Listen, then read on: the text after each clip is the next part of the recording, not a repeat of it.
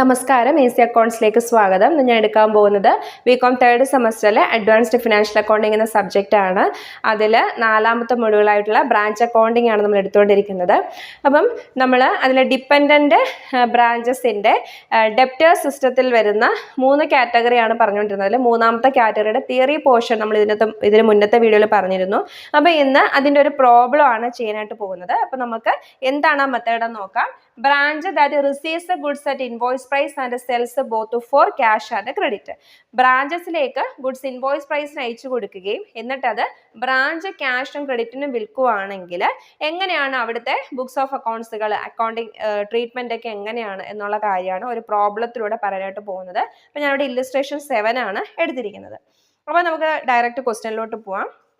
അപ്പോൾ ഇവിടെ പറഞ്ഞിരിക്കുന്നത് S D pharmacy send goods to its branches at cost plus 25%. കണ്ടോ? അപ്പോൾ ഇവിടെ എന്ത് പറഞ്ഞിരിക്കുന്നത്? എസ് ഡി ഫാർമസി ഇവിടെ ഗുഡ്സ് അയച്ചു കൊടുത്തിരിക്കുന്നത് കോസ്റ്റ് പ്ലസ് 25% എന്നാണ്. അപ്പോൾ എപ്പോഴും ഓർക്കുക, കോസ്റ്റിന്റെ കൂടെ 25% കൂടെ കൂട്ടി അയച്ചു എന്ന് പറഞ്ഞത് എന്തൊരു പ്രൈസാണ്? ഇൻവോയിസ് പ്രൈസ് ആണ്. Okay. From the following particulars relating to Kottayam branch, prepare branch account and branch debtors account in the books of the head office. എപ്പോഴും മനസ്സിലാക്കുക, സാധനം ക്രെഡിറ്റിന് അയച്ചു എന്നുള്ളതിന്റെ തെളിവാണ് ഡെപ്റ്റേഴ്സ് അക്കൗണ്ട് പ്രിപ്പയർ ചെയ്യുക എന്നുള്ളത്.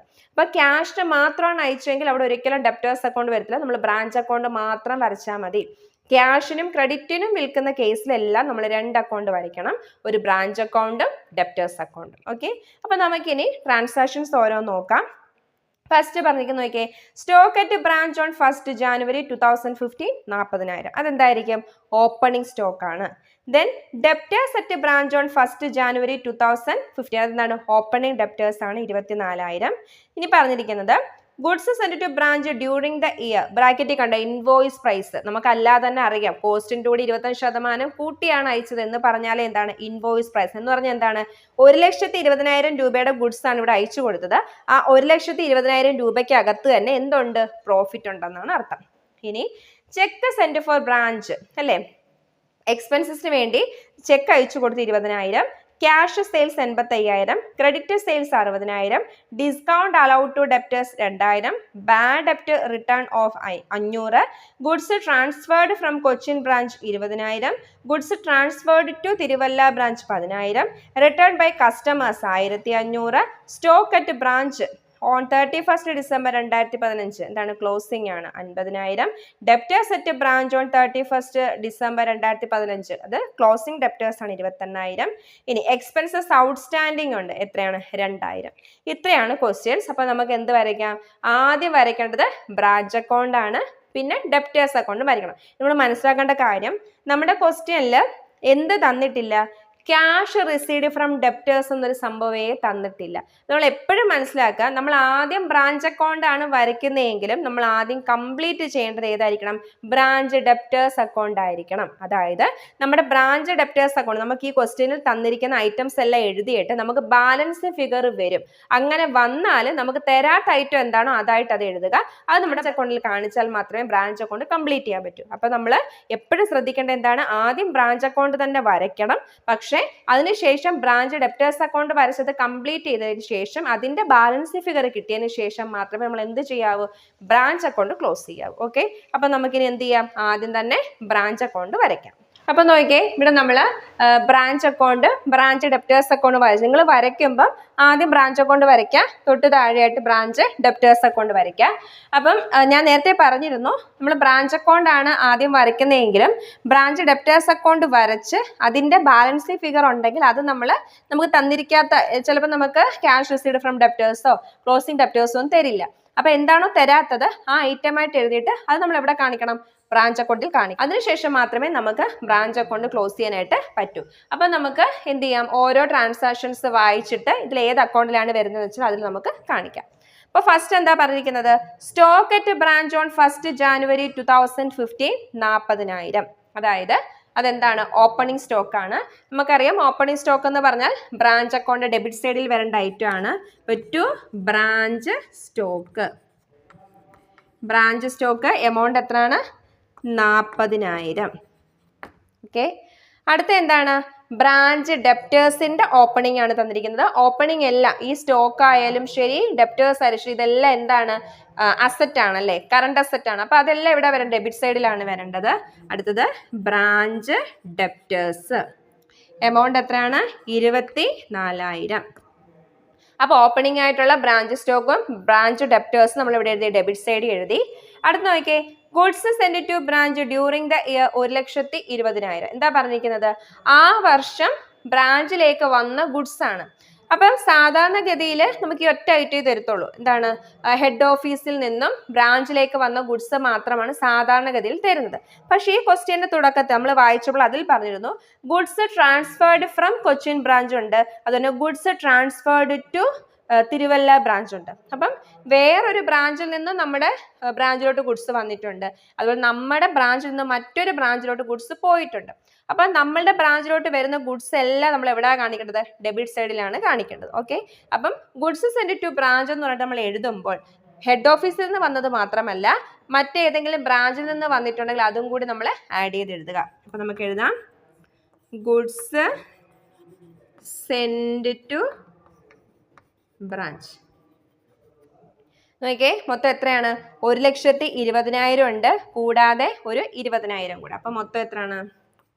1,20,000 പ്ലസ് 20,000, മൊത്തം 1,40,000. അടുത്ത പറഞ്ഞിരിക്കുന്നത് നോക്കിയേ, cheque send for expenses at branch. ഇവിടെ എന്താ പറഞ്ഞിരിക്കുന്നത്? എക്സ്പെൻസസിന് വേണ്ടി നമ്മൾ ബ്രാഞ്ചിൽ എന്ത് കൊടുത്തു? ചെക്ക് കൊടുത്തു. അപ്പൊ അതൊരു എക്സ്പെൻസ് ആണല്ലോ. അപ്പൊ ഇവിടെ ആയിരിക്കും ഡെബിറ്റ് സൈഡിൽ വരും. അപ്പൊ എന്താണ്? നമ്മൾ ചെക്കാണ് അയച്ചു കൊടുത്തത്. അപ്പൊ നമുക്ക് എന്ത് എഴുതാം? നമ്മുടെ ബാങ്കിൽ നിന്നും പൈസ പോകും. അപ്പൊ ബാങ്ക് എമൗണ്ട് എത്രയാണ്? 20,000. അടുത്ത നോക്കിയേ, cash sales.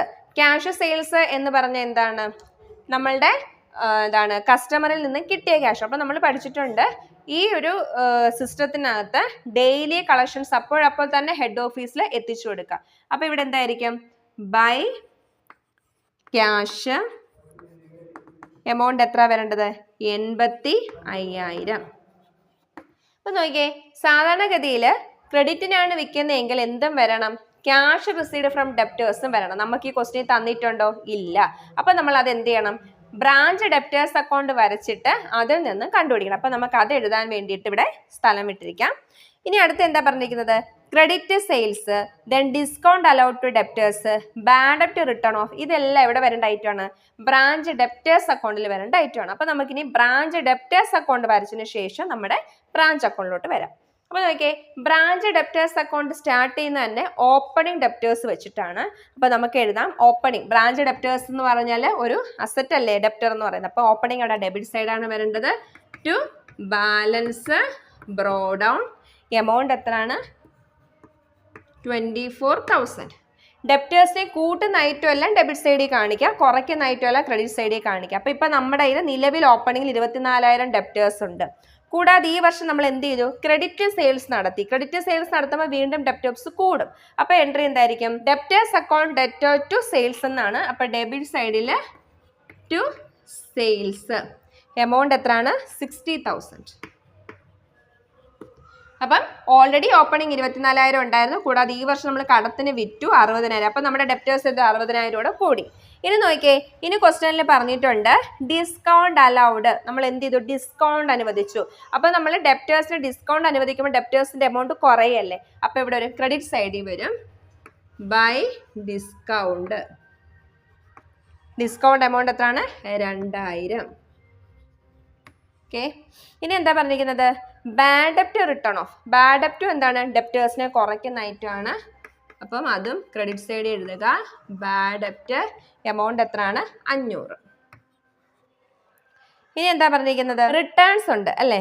Written by customer. കസ്റ്റമറിൽ നിന്ന് റിട്ടേൺ വന്നാൽ അത് ബ്രാഞ്ച് ഡെപ്റ്റേഴ്സ് അക്കൗണ്ടിൽ കാണിക്കുക. കസ്റ്റമറിൽ നിന്ന് റിട്ടേൺ വന്നാൽ ബ്രാഞ്ച് ഡെപ്റ്റേഴ്സ് അക്കൗണ്ടിൽ കാണിക്കുക. അപ്പം കസ്റ്റമർ റിട്ടേൺ ചെയ്താൽ ഡെപ്റ്റേഴ്സ് കുറയും. അപ്പം നമുക്കിവിടെ റിട്ടേൺസ് എമൗണ്ട് എത്രയാണ്? 1,500. ഇനി നമുക്ക് എന്ത് തന്നിട്ടുണ്ട്? Closing debtors. ഇപ്പം എപ്പോഴും മനസ്സിലാണ് ക്ലോസിംഗ് ഡെപ്റ്റർ ഏറ്റവും ലാസ്റ്റ് ആയിട്ട് കാണിക്കുക. കാരണം ബാലൻസ് ഫിഗർ വല്ലതും ഉണ്ടെങ്കിൽ അത് ക്ലോസിംഗ് ഡെപ്റ്ററിന്റെ മുകളിൽ വേണം എഴുതാൻ. അപ്പം നമുക്ക് എന്താണ്? ബാലൻസ് ക്യാരിഡ് ഓൺ എന്ന് പറഞ്ഞിട്ട് ക്ലോസിംഗ് ഡെപ്റ്റേഴ്സ് ലാസ്റ്റ് ആയിട്ട് കാണിക്കുക എമൗണ്ട് 28,000. നമുക്ക് ടോട്ടൽ ചെയ്യാം. എപ്പോഴും ഡെബിറ്റ് സൈഡ് ആയിരിക്കും കൂടുതൽ. എത്ര വരും? 84,000 വരും. 84,000-ൽ നിന്നും 28,000, 2,500, 1,500 എല്ലാം കൂടെ കുറയ്ക്കുമ്പോൾ നമുക്ക് കിട്ടുന്നത് 52,000 ആണ്. ഓക്കെ, ഇപ്പൊ നമുക്ക് ബാലൻസ് 52,000 വന്നു. അപ്പൊ നമുക്ക് ഇവിടെ തന്നിരിക്കാത്ത ഐറ്റം എന്താണ്? ക്യാഷ് റിസീവ്ഡ് ഫ്രം ഡെപ്റ്റേഴ്സ് ആണ്. അപ്പൊ നമുക്ക് എങ്ങനെ എഴുതാം? ക്യാഷ്. ഓക്കെ, അപ്പൊ നമുക്ക് തന്നിരിക്കാത്ത item cash received from debtors ആയതുകൊണ്ട് നമ്മൾ ആ ബാലൻസ് ഫിഗറിനെ ക്യാഷ് എന്ന് എഴുതി. ഇനി ക്യാഷ് റിസീവ്ഡ് ഫ്രം ഡെപ്റ്റേഴ്സ് എന്ന് ക്ലോസിംഗ് ആണ് തരാത്തെങ്കിൽ നമ്മൾ ആ ബാലൻസ് ഫിഗറിനെ എന്താണെന്ന് എഴുതുക? ക്ലോസിംഗ് ആയിട്ട് എഴുതുക. അപ്പൊ നമ്മൾ ഇത് എവിടെ വരേണ്ട ഐറ്റം ആണ്? നമ്മളുടെ ബ്രാഞ്ച് അക്കൗണ്ടിൽ വരേണ്ടതാണ്. ബൈ ക്യാഷ് ബ്രാക്കറ്റ് എഴുതുക, റിസീവ്ഡ് ഫ്രം ഡെപ്റ്റ് രണ്ടെണ്ണം. ഇപ്പൊ ഒന്നിച്ച് നമുക്ക് വേണമെങ്കിൽ ബൈ ക്യാഷ് എന്ന് പറഞ്ഞിട്ട് രണ്ടും കൂടെ കൂട്ടി എഴുതാം. ഇല്ലെങ്കിൽ രണ്ടായിട്ട് തന്നെ എഴുതിയിട്ട് ആദ്യത്തെ സെയിൽസ് ആണെന്നും രണ്ടാമത്തെ റിസീവ്ഡ് ഫ്രം ഡെപ്റ്റേഴ്സ് ആണെന്നും കാണിക്കുക. എത്രയാണ്? 52,000. ഓക്കെ, ഇനി എന്താണുള്ളത്? ഇനി നമുക്ക് തന്നിരിക്കുന്നത് ഗുഡ്സ് സെൻഡ് ടു ബ്രാഞ്ച് ഉണ്ട് അല്ലേ? ഇവിടെ നോക്കിയേ, ഒരു 10,000 രൂപയുടെ നമ്മൾ തിരുവല്ല ബ്രാഞ്ചിലേക്ക് 10,000 രൂപയുടെ ഗുഡ്സ് അയച്ചു അല്ലേ? അപ്പം അത് റിട്ടേൺ അല്ലേ? അപ്പം ഒരു ബ്രാഞ്ചിൽ നിന്നുള്ള റിട്ടേൺ ആണെങ്കിൽ അത് എവിടെ വരും? നമ്മളുടെ ബ്രാഞ്ച് അക്കൗണ്ടിൽ വരും. കസ്റ്റമർ ആണെങ്കിൽ ഡെപ്റ്റേഴ്സ് അക്കൗണ്ടിൽ വരും. അപ്പം നോക്കിയേ, എന്താണ് പറഞ്ഞേക്കുന്നത്? Goods return to Thiruvalla. നമ്മൾ തിരുവല്ലയിലോട്ട് അയച്ചു. അപ്പം ഇവിടെ എഴുതാം goods send to branch. Amount 10,000. അപ്പം ഇവിടെ എന്തൊക്കെയായിരുന്നു? ബ്രാഞ്ചിലേക്ക് ഹെഡ് ഓഫീസ് അയച്ച ഗുഡ്സും ഉണ്ട്, കൂടാതെ മറ്റൊരു കൊച്ചിൻ ബ്രാഞ്ചിൽ നിന്ന് വരുന്ന ഗുഡ്സും. രണ്ടും കൂടെ കൂട്ടി 1,40,000. ഇത് നമ്മുടെ ഇവിടുന്ന് ഒരു തിരുവല്ല ബ്രാഞ്ചിലോട്ട് അയച്ചത്, അത് ക്രെഡിറ്റ് സൈഡിലും വരും. ഓക്കെ, ഇനി എന്താ ഉള്ളത്? അപ്പം നമ്മൾ ബാക്കി എല്ലാ കാര്യങ്ങളും എടുത്തു. ഇനി നമ്മൾ മനസ്സിലാക്കേണ്ടത് നമ്മളുടെ ഇനി നമ്മൾ കുറച്ച് കാര്യം കൂടെ കഴിഞ്ഞിട്ട് വേണം ക്ലോസിംഗ് എഴുതാൻ. ക്ലോസിംഗ് എഴുതുന്നതിന് മുന്നേ ഈ ഗുഡ്സ് അയച്ചിരിക്കുന്നത് എന്തൊരു പ്രൈസിനാണ്? ഇൻവോയ്സ് പ്രൈസിനാണ്. കാരണം ക്വസ്റ്റ്യനിൽ പറയുന്നുണ്ട് കോസ്റ്റ് പ്രൈസ് പ്ലസ് 25% പ്രോഫിറ്റ് ആണ് എന്ന് പറഞ്ഞാൽ എന്താണ്? ഇൻവോയ്സ് പ്രൈസ് ആണ്. ഓക്കെ, മാത്രമല്ല നമ്മളുടെ ക്വസ്റ്റ്യനിൽ goods send to branch bracket invoice price എന്നൊക്കെ തന്നിട്ടുണ്ട്. അപ്പം നമ്മൾ എന്ത് കണ്ടുപിടിക്കണം? കുറച്ച് ലോഡിങ്, അതായത് ഈ ക്ലോസിങ്ങിന് ഗുഡ്സ് സെൻഡ് ടു ബ്രാഞ്ചിന് ഇനി നമ്മൾ എഴുതാൻ പോകുന്ന ഓപ്പണിങ്, ഗുഡ്സ് സെൻഡ് ടു ബ്രാഞ്ചിന് എഴുതാൻ പോകുന്ന ക്ലോസിങ്, ഇതിൻ്റെ എല്ലാം ലോഡിങ് കണ്ടുപിടിക്കണം. അത് നമുക്ക് എങ്ങനെയാണെന്ന് നോക്കാം. അപ്പോൾ ബ്രാഞ്ച് അക്കൗണ്ട് നമ്മൾ ഓൾറെഡി വരച്ചു, അതെല്ലാം ഇവിടെ ട്രാൻസ്ഫർ ചെയ്തുകൊണ്ട് നമുക്ക് ബ്രാഞ്ച് ഡെപ്റ്റേഴ്സ് അക്കൗണ്ട് നമുക്കങ്ങ് മായ്ക്കാം. കാരണം നമ്മുടെ സ്പേസ് കുറവായതുകൊണ്ട് തൽക്കാലം ഞാൻ ഇങ്ങോട്ടാണ് ചെയ്യുന്നത്. അപ്പോൾ നോക്കിയേ, നമ്മൾ എന്ത് കണ്ടുപിടിക്കണം? നമ്മളുടെ ലോഡിങ് കണ്ടുപിടിക്കണം. അപ്പോൾ എഴുതുക കാൽക്കുലേഷൻ ഓഫ് ലോഡിങ്. ഈ ലോഡിങ് കണ്ടുപിടിക്കേണ്ടത് എപ്പോഴാണ്? ഗുഡ്സ് ഇൻവോയ്സ് പ്രൈസിനാണ് അയക്കുന്നതെങ്കിലാണ്. അപ്പോൾ നമ്മൾ ആദ്യം കണ്ടുപിടിക്കേണ്ടത് ഇവിടുത്തെ പെർസെൻറ്റേജ് കണ്ടുപിടിക്കുക. ഇപ്പോൾ ഇവിടെ പറഞ്ഞിട്ടുണ്ട് കോസ്റ്റ് പ്രൈസിൻ്റെ 25% അല്ലേ? 25%-നാണ് ഗുഡ്സ് അയച്ചതെന്ന് പറയുന്നു. അപ്പോൾ കോസ്റ്റ് പ്രൈസ് എത്ര നമുക്കറിയില്ല. അപ്പം നമ്മൾ കോസ്റ്റ് പ്രൈസിനെ 100 എന്ന് സങ്കല്പിക്കുക.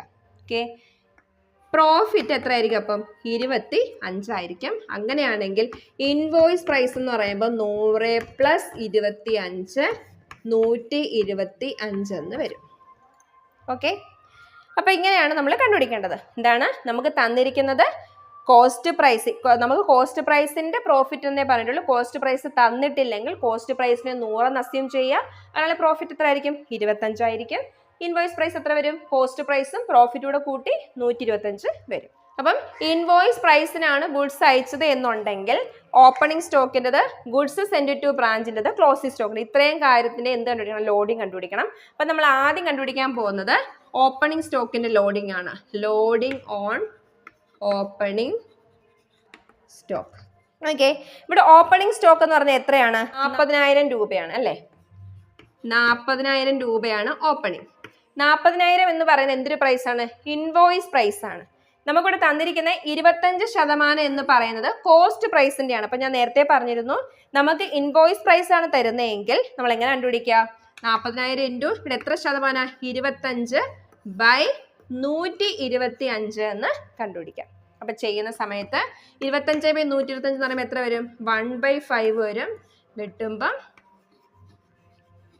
8,000 റുപ്പീസ് കിട്ടും. മനസ്സിലായി എങ്ങനെയാണ് ചെയ്യുന്നതെന്ന്? 40,000 × 25/125. അതെങ്ങനെയാണ് വന്നത്? നമ്മളുടെ ക്വസ്റ്റ്യനിൽ പറയുന്നുണ്ട് പ്രോഫിറ്റ് എന്ന് പറയുന്നത് കോസ്റ്റ് പ്രൈസിന്റെ 25% എന്ന് പറഞ്ഞാൽ നമ്മൾ കണ്ടുപിടിക്കേണ്ടത് നമുക്ക് തന്നിരിക്കുന്ന ഈ എന്താണ് ഓപ്പണിംഗ് സ്റ്റോക്കിന്റെ goods send to branch closing stock എല്ലാം തന്നിരിക്കുന്നത് ഇൻവോയ്സ് പ്രൈസിനാണ്. അപ്പൊ നമ്മൾ ഇൻവോയ്സ് പ്രൈസ് ആയ 40,000 എഴുതിയിട്ട് കണ്ടുപിടിക്കേണ്ട 25% അല്ല 25/125, കാരണം നമുക്ക് ഇൻവോയ്സ് പ്രൈസ് തന്നതുകൊണ്ട്. ഇത് വെട്ടുന്ന എങ്ങനെയാണെന്ന് ചോദിച്ചാൽ 25/125 നമുക്ക് ചെറുതാക്കുമ്പോൾ എങ്ങനെ വരും? 1/5 വരും. നമ്മൾ ഈ 5നെയും 40നോടെ വെട്ടുമ്പം 8 വരും. എപ്പോൾ എത്രയാണ് ആൻസർ? 8,000 വരും. നോക്കിയേ, ഈ 8,000 എന്ന് പറഞ്ഞാൽ നമ്മളുടെ ഈ 40,000-നകത്ത് അടങ്ങിയിരിക്കുന്ന പ്രോഫിറ്റ് അല്ലേ. അപ്പൊ ഈ 40,000-ൽ നിന്ന് ഈ പ്രോഫിറ്റ് കുറയണമെങ്കിൽ നമ്മൾ എവിടെ കാണിക്കണം? ക്രെഡിറ്റ് സൈഡിൽ കാണിക്കണം. എങ്ങനെ കാണിക്കണം? Stock reserve amount 8,000. Opening stock debit സൈഡിലാണ് കാണിക്കുന്നതെങ്കിൽ ഓപ്പണിംഗ് സ്റ്റോക്കിൽ അടങ്ങിയിരിക്കുന്ന പ്രോഫിറ്റ് നമ്മൾ എവിടെ കാണിക്കണം? ക്രെഡിറ്റ് സൈഡിൽ കാണിക്കണം. എഴുതേണ്ടത് സ്റ്റോക്ക് റിസർവ് 8,000. ഓക്കെ, ഇനി നമുക്ക് എന്ത് ചെയ്യാം? ഗുഡ്സ് സെൻഡ് ടു ബ്രാഞ്ചിന്റെ ലോഡിംഗ് കണ്ടുപിടിക്കാം. അപ്പൊ നോക്കാം, നമുക്ക് ഗുഡ്സ് സെൻഡ് ടു ബ്രാഞ്ചിന്റെ കണ്ടുപിടിക്കുമ്പോൾ ഗുഡ്സ് സെൻഡ് ടു ബ്രാഞ്ച്, ഇവിടുത്തെ പ്രത്യേകത, ഇവിടെ ഗുഡ്സ് സെൻഡ് ടു ബ്രാഞ്ച് എന്ന് പറയുന്നത് ഇവിടെ ഡെബിറ്റിലും ഉണ്ട് ക്രെഡിറ്റിലും ഉണ്ട്. അപ്പൊ നമുക്ക് എന്ത് ചെയ്യാം? അത് കുറയ്ക്കാം. അപ്പൊ നോക്കിയേ, ഇവിടെ മൊത്തം 1,20,000 രൂപയുടെ ഗുഡ്സ് ആണ് എന്ത് ചെയ്തിരിക്കുന്നത്? ബ്രാഞ്ചിലേക്ക് ഹെഡ് ഓഫീസ് അയച്ചത്. കൂടാതെ 20,000 രൂപയുടെ ഗുഡ്സ് കൊച്ചിൻ ബ്രാഞ്ചിൽ നിന്നും വന്നിട്ടുണ്ട് അല്ലേ? 20,000. അതുകൂടാതെ എന്ത് ചെയ്തിട്ടുണ്ട്? 10,000 രൂപയുടെ ഗുഡ്സ് നമ്മുടെ ബ്രാഞ്ചിൽ നിന്നും പോയിട്ടുണ്ട്. അപ്പൊ അതെന്ത് ചെയ്യണം? കുറയ്ക്കണം. മനസ്സിലായോ? അപ്പൊ മൊത്തം എത്ര വരും? 1,40,000-ൽ നിന്നും 10,000 പോയിട്ട് 1,30,000 രൂപയുടെ ഗുഡ്സ് ആണ് ഗുഡ്സ് സെൻഡ് ടു ബ്രാഞ്ച് ആയിട്ട് എടുക്കേണ്ടത്. എന്തൊക്കെയാണ്? ഡെബിറ്റിൽ ഗുഡ്സ് സെൻഡ് ടു ബ്രാഞ്ച് ഉണ്ട്, ക്രെഡിറ്റിൽ ഗുഡ്സ് സെൻഡ് ടു ബ്രാഞ്ച് ഉണ്ട്. ഈ ഡെബിറ്റിൽ കിടക്കുന്ന ഗുഡ്സ് സെൻഡ് ടു ബ്രാഞ്ചിൽ നിന്നും ക്രെഡിറ്റിൽ കിടക്കുന്ന കുറച്ചാൽ മതി. അപ്പൊ നമുക്ക് ടോട്ടൽ എത്ര? 1,30,000 വരും. ഓക്കെ, ഇനി ഇതിന്റെ എന്ത് കണ്ടുപിടിക്കണം? ലോഡിംഗ് കണ്ടുപിടിക്കണം. അത് എളുപ്പമാണ്. ലോഡിംഗ് എങ്ങനെ കണ്ടുപിടിക്കുന്നത്? 1,30,000-ന്റെ എന്ത് കണ്ടുപിടിക്കണം? 25/125. നേരത്തെ ചെയ്ത പോലെ നമ്മൾ എന്ത് ചെയ്യണം? 1/5 വെട്ടി ചെറുതാക്കി. ഇനി 5നെയും 130 വെട്ടുമ്പോൾ 26, അതായത് എത്ര വരും? 26,000 വരും. മനസ്സിലായോ? അപ്പൊ ഈ ഗുഡ്സ് സെൻഡ് ടു ബ്രാഞ്ച്, അപ്പൊ കൂടി നിൽക്കുന്ന ഡെബിറ്റ് അല്ലേ, അപ്പൊ അതിൽ നിന്നും കുറയണമെങ്കിൽ ഇവിടെ എഴുതണം ക്രെഡിറ്റ് സൈഡിൽ goods send to branch amount 26,000. അപ്പൊ ഇവിടെ എന്താ പറഞ്ഞിരിക്കുന്നത്? ഗുഡ്സ് സെൻഡ് ടു ബ്രാഞ്ച് എന്ന് പറഞ്ഞിട്ട് ഡെബിറ്റിലും ക്രെഡിറ്റിലും എമൗണ്ട് വന്നത്, അതായത് നമ്മുടെ ബ്രാഞ്ചിലോട്ട് വന്നതും ദെൻ ബ്രാഞ്ചിൽ നിന്നും പോയതും. അപ്പൊ വന്നതിൽ നിന്നും പോയത് കുറയ്ക്കുക, കുറച്ചിട്ടുള്ള എമൗണ്ടിന്റെ എന്ത് കണ്ടുപിടിക്കുക? ലോഡിംഗ് കണ്ടുപിടിക്കുക. എന്നിട്ട് അത് എഴുതേണ്ടത് ക്രെഡിറ്റ് സൈഡിലാണ് 26,000. ഇനി നമുക്ക് എന്താ ഉള്ളത്? ക്ലോസിംഗ് സ്റ്റോക്ക് ഉണ്ട്, അതിന്റെ ലോഡിംഗ് കൂടെ കണ്ടുപിടിക്കാം. അപ്പൊ നമുക്കിനി ലോഡിംഗ് ഓൺ ക്ലോസിംഗ് സ്റ്റോക്ക് കണ്ടുപിടിക്കാം. ലോഡിംഗ് ഓൺ ക്ലോസിംഗ് സ്റ്റോക്ക് അത് എളുപ്പമാണ്. നമുക്ക് ക്ലോസിംഗ് സ്റ്റോക്ക് ക്വസ്റ്റ്യനിൽ തന്നിട്ടുണ്ട്. എത്രയാണ്? 50,000 ആണ്. 50,000 ഇൻറ്റു 25/125. നിങ്ങൾക്ക് അങ്ങനെ എഴുതാൻ വയ്യെങ്കിൽ 1/5 അത് വെട്ടി കുറച്ച് ചെയ്താലും മതി. അപ്പം 1/5 ആവുമ്പം എത്ര വരും? 10,000. ക്ലോസിംഗ് സ്റ്റോക്ക് എഴുതേണ്ടത് ഇവിടെയാണ്. അപ്പൊ നമുക്ക് ക്ലോസിംഗ് സ്റ്റോക്ക് എഴുതിയിട്ടില്ല, എഴുതാം. ബൈ ഏതൊക്കെയാണ് ക്ലോസിംഗ് സ്റ്റോക്ക്? ബ്രാഞ്ച് സ്റ്റോക്ക് ഉണ്ട്, എമൗണ്ട് എത്രയാണ്? 50,000. ബ്രാഞ്ച് ഡെപ്റ്റേഴ്സ് ഉണ്ടായിരുന്നു,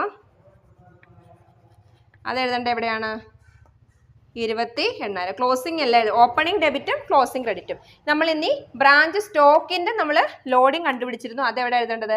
ഡെബിറ്റ് സൈഡ് എഴുതുക, സ്റ്റോക്ക് റിസർവ് 10,000. ഓക്കെ, അപ്പൊ ഇത്രയുമാണ്. നമ്മൾ ഒന്നും കൂടെ ഇതെല്ലാം പറയാം. അപ്പൊ നോക്കിയാൽ എന്തൊക്കെയാണ് വന്നിരിക്കുന്നതെന്ന്. ആദ്യം നമ്മൾ എഴുതേണ്ടത് ഓപ്പണിംഗ് സ്റ്റോക്കും ഓപ്പണിംഗ് ഡെപ്റ്റേഴ്സും ആണ് ഡെബിറ്റ് സൈഡിൽ എഴുതേണ്ടത്. അതിനുശേഷം ഗുഡ്സ് സെൻഡ് ടു ബ്രാഞ്ച് ആണ് എഴുതേണ്ടത്.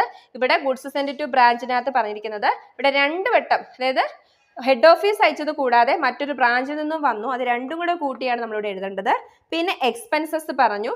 പിന്നെ ഉള്ളത് നമ്മൾ ഒരു കാര്യം മറന്നുപോയി, ഇവിടെ എക്സ്പെൻസസ് ഔട്ട്സ്റ്റാൻഡിങ് പറഞ്ഞിരുന്നു. ഓക്കെ, അപ്പം അതുകൂടി നമുക്ക് എഴുതണം. അപ്പം എക്സ്പെൻസസ് കൂടാതെ എക്സ്പെൻസസ് ഔട്ട്സ്റ്റാൻഡിങ് എന്താണെന്ന് പറഞ്ഞേക്കുന്നത് ഈ വർഷം കൊടുക്കേണ്ടുന്ന എക്സ്പെൻസ് ആണ് നമ്മൾ എന്ത് ചെയ്തിട്ടില്ല, കൊടുത്തിട്ടില്ല. അങ്ങനെ കൊടുത്തിട്ടില്ല എന്ന് പറഞ്ഞാലും നമ്മളത് ഈ വർഷത്തെ ആണല്ലോ, ഈ വർഷം തന്നെ കാണിക്കണം.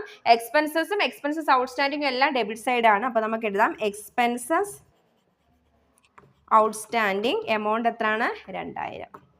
അപ്പൊ കംപ്ലീറ്റ് ആയി. ഓക്കെ, ഇനി എന്താണ്, എക്സ്പെൻസസ് ഔട്ട്സ്റ്റാൻഡിങ് എഴുതി.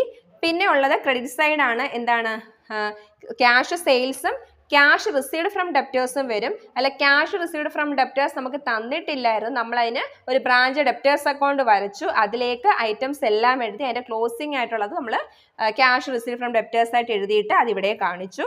ഇനി മറ്റൊരു ബ്രാഞ്ചിൽ നിന്നും ഇങ്ങോട്ട് ഗുഡ്സ് വന്നിരുന്നു, തിരുവല്ല ബ്രാഞ്ചിൽ നിന്നും, അത് ക്രെഡിറ്റ് സൈഡിൽ കാണിച്ചു.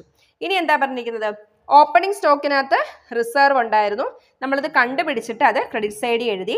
ഗുഡ്സ് സെൻഡ് ടു ബ്രാഞ്ച്, അതായത് ഗുഡ്സ് ബ്രാഞ്ചിലോട്ട് വന്നതും ബ്രാഞ്ചിൽ നിന്ന് പോയതും തമ്മിൽ കുറച്ചിട്ട് ആ എമൗണ്ടിന്റെ എന്ത് കണ്ടുപിടിച്ചു, ലോഡിംഗ് കണ്ടുപിടിച്ചു, അതും ക്രെഡിറ്റ് സൈഡിൽ വേണം എഴുതാൻ. കാരണം നമുക്കറിയാം ഗുഡ്സ് സെൻഡ് ടു ബ്രാഞ്ച് കൂടുതൽ എവിടെയാണ്, ഡെബിറ്റിലാണ്. അപ്പൊ അതിൻ്റെ ക്രെഡിറ്റ് സൈഡിൽ എഴുതി. ദെൻ ക്ലോസിംഗ് സ്റ്റോക്കും ക്ലോസിംഗ് ഡെപ്റ്റേഴ്സും ക്രെഡിറ്റ് സൈഡിൽ എഴുതി, ലോഡിംഗ് കണ്ടുപിടിച്ചിട്ട് ഡെബിറ്റ് സൈഡിൽ എഴുതി. ഓക്കെ, ഇത്രയും മനസ്സിലായി എന്ന് വിചാരിക്കുന്നു. ഇനി നമുക്ക് എന്ത് ചെയ്യാം, പ്രോഫിറ്റ് ആണോ ലോസ് ആണോ എന്ന് കണ്ടുപിടിക്കാം. എല്ലാവരും കൂട്ടുന്ന സമയത്ത് ഏറ്റവും കൂടുതലായിട്ട് നിൽക്കുന്നത് എവിടെയാണ്, ക്രെഡിറ്റ് സൈഡ് ആണ്. എമൗണ്ട് എത്ര, 2,59,000. 2,59,000. അതിൽ നിന്നും ഐറ്റംസ് എല്ലാവരും കുറയ്ക്കും, നമുക്ക് കിട്ടുന്നത് 23,000 ആണ്. ഇതെങ്ങോട്ട് പോവും, പ്രോഫിറ്റ് ആൻഡ് ലോസ് അക്കൗണ്ട്. ബ്രാഞ്ചിൽ നിന്നും കിട്ടുന്ന പ്രോഫിറ്റ് ആയാലും ലോസ് ആയാലും എങ്ങോട്ട് പോവും, പ്രോഫിറ്റ് ആൻഡ് ലോസ് അക്കൗണ്ടിലോട്ട് പോവും.